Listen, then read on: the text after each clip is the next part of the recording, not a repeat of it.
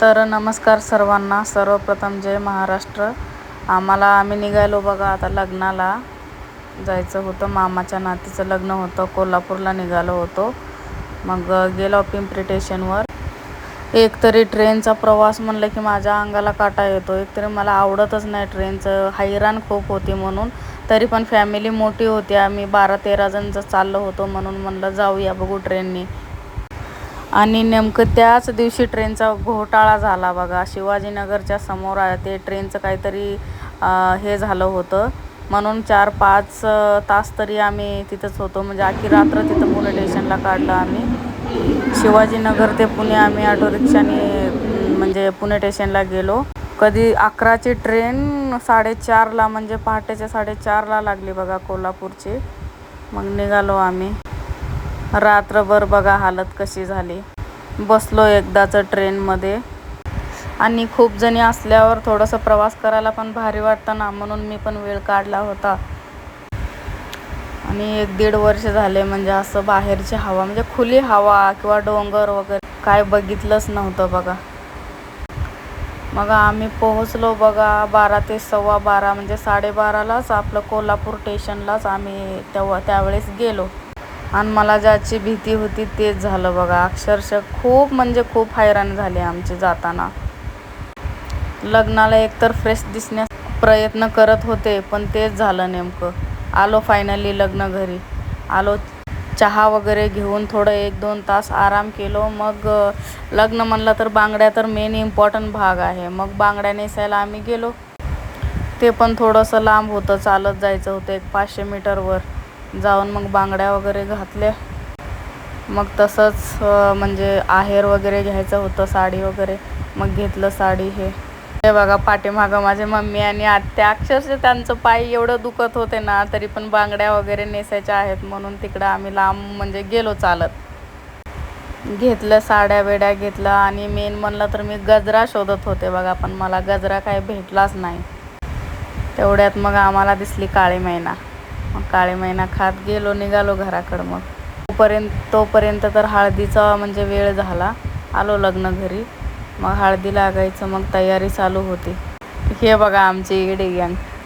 इंस्टावरती video बघून काढायचा प्रयत्न केला पण नाही जमला. एक कसं करते तरी एक कसं. हे बघा आमची मामी कसं करते. खूप हसलो होतो आम्ही.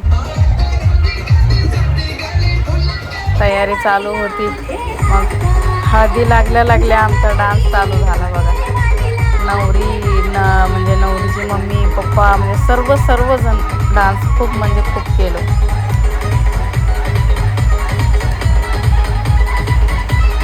आणि असं काहीतरी लग्न वगैरे म्हणजे कार्यक्रम हे आलं तरी सगळ्यांची गाठी भेटी होतात ना, मग त्याच्यामुळं वेळ काढावं लागतं. आमची चिऊ पण बघा माझ्यासोबत कसं डान्स केली. अजिबात ती तर कंटाळली नाही. रात्री 11 वाजेपर्यंत आमचा डान्स चालूच होता. आणि पाय वगैरे दुखायचे ते विसरूनच गेलो आम्ही. आणि नंतर जेव्हा म्हणजे गाणे वगैरे बंद झाले त्यावेळेस मग मला पाय दुखायचं म्हणजे त्यावेळेस आठवण आली. तोपर्यंत तर मला 1-2-3 तास तरी मला अजिबात आठवणच नव्हती. आणि व्हिडिओ शूट करायचं बघा ना, कधी आडवं येतं कधी उभं येतं. म्हणजे कसं पण मला काय तेवढं कळूनच आलं नाही. म्हणजे आपलं ब्लॉग करावं म्हणून असं वाटलं होतं, पण नाही का असं मोबाईल थोडं पकडण्यात थोडी गलती झाली माझी.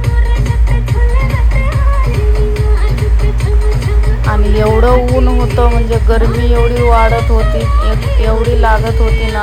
अक्षरशः संध्याकाळचं म्हणजे हळदीचं काय वाटलं नाही, पण अक्षरशः बापरे ते लग्नाच्या दिवशी एवढं बेकार आमचा हाल झालं ना. खूप म्हणजे खूप. त्या आयसरमध्ये तर अक्षरशः आम्ही असं शिजाल्यागतच होत होतं बघा. हे बघा नवरीची मम्मी कसं नाचत होती. आणि कसं आपल्या इकडलं लग्न वेगळं म्हणजे रीतिरिवाज वेगळं आणि तिकडले वेगळंच होतं काय. म्हणजे मला तर वाटते की आपल्या इकडलेच भारी आहे रिवाज. त्यांची हळदी वगैरे फक्त एकट्यांना म्हणजे नवरदेवाच्या घरी नवरदेवाला हळदी लावत होते आणि नवरीच्या घरी म्हणजे एकटीच. हे बघा माझ्या आत्या आणि मम्मी म्हणजे सर्वजण म्हणजे थोडं एन्जॉय पण जास्त केले. थोडं फोटोज वगैरे घेतले.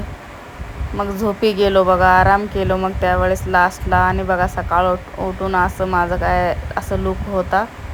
एवढं सगळं सकाळी तयारी झाली, पण जेव्हा गाडीत बसलो पूर्ण आमचं मेकअप पूर्ण हालचं बेहाल झालं बघा पूर्ण. हे बघा चिवू आमची, चिवूचं काय, तिला फक्त माझ्यासोबत मॅचिंग पाहिजे बघा. काय फ्रॉक असो काय असो, जे मी साडी वगैरे घालते ना त्याच्या मॅचिंगलाच तिला पाहिजे. आलो मग आम्ही हॉलमध्ये येऊन बसलो. पण आई शपथ एवढी गरमी लागत होती ना बघा, तोंडाचं थोबाडाचं सगळं पूर्ण वाट लागली होती.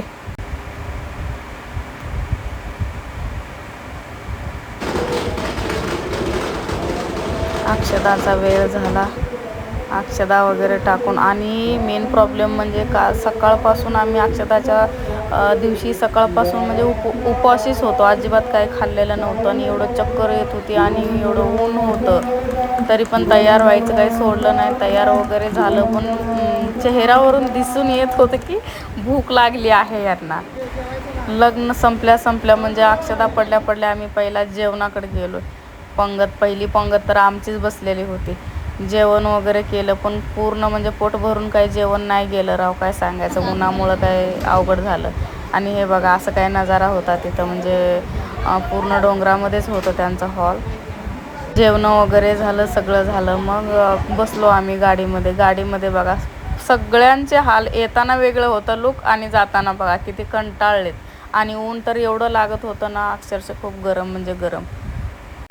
आणि त्याच दिवशी आम्ही रिटर्न पुण्याला येण्यासाठी तयार झालो. हे बघा संध्याकाळी आम्ही आमचं बॅगा वगैरे चेंज वगैरे करून बॅगा वगैरे भरलं आणि निघालो बघा पुण्याकडे.